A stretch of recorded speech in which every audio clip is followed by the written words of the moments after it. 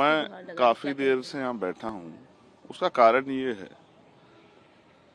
कि अयोध्या, जहाँ उत्तर प्रदेश में कहा जाता है कि राम राज है, वहाँ इतनी बड़ी घटना हुई है कि एक बेटी जिसके साथ निर्भया से भी बुरा,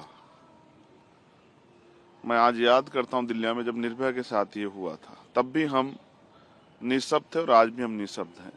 उसकी टांग तोड़ दी गई, उसकी आंख फोड़ दी गई, उसको 3 दिन तक वो गायब रही, पुलिस तमाशा देखती रही, क्योंकि किसी नेता की, किसी अभिनेता की, किसी मंत्री की, किसी पूंजीपति की, किसी उद्योगपति की बेटी नहीं थी, गरीब की बेटी थी।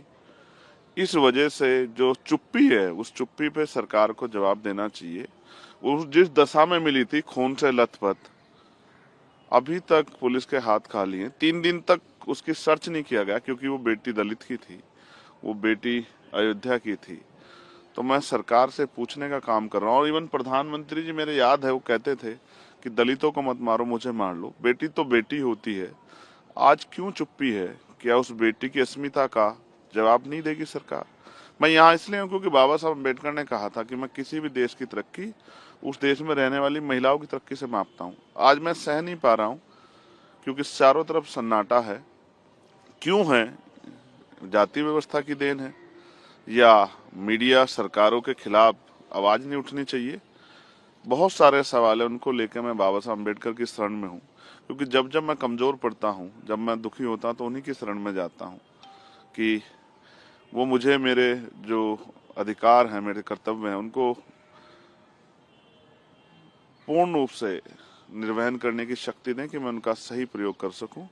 और जो शपथ मैंने पार्लियामेंट में ली थी कि मैं सभी के लिए, महिला हो, पुरुष हो, देश के हर नागरिक के हक की आवाज उठाने का काम करूंगा, मैं उसी जिम्मेदारी को निभा रहा हूँ। क्या संसद के पटल पर भी आप इस बात को उठाएंगे?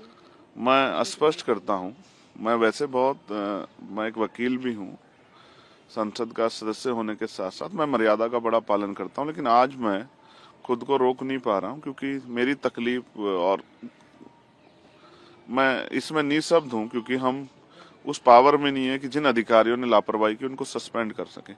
लेकिन बेटी की रक्षा के लिए, उसको न्याय दिलाने के लिए, उसकी माँ के आंसू पूछने के लिए, उसके परिवार को विश्वास दिलाने के लिए, और सिर्फ उसके नहीं, पूरे प्रदेश की बेटियों को, देश की बेटियों को विश्वास दिलाने के लिए कोई है जो जब बेटियों के अपमान पर चुप रहेगा। मैं अपनी ड्यूटी कर रहा हूँ। पार्लियामेंट में भी मैंने अर्जेंट मोशन भी दिया है कि इस विषय पर चर्चा हो, और नहीं चर्चा होगी तो जो भी मुझसे बन पड़ेगा, मैं उस तरह से उसकी आवाज को उठाने का काम करूंगा।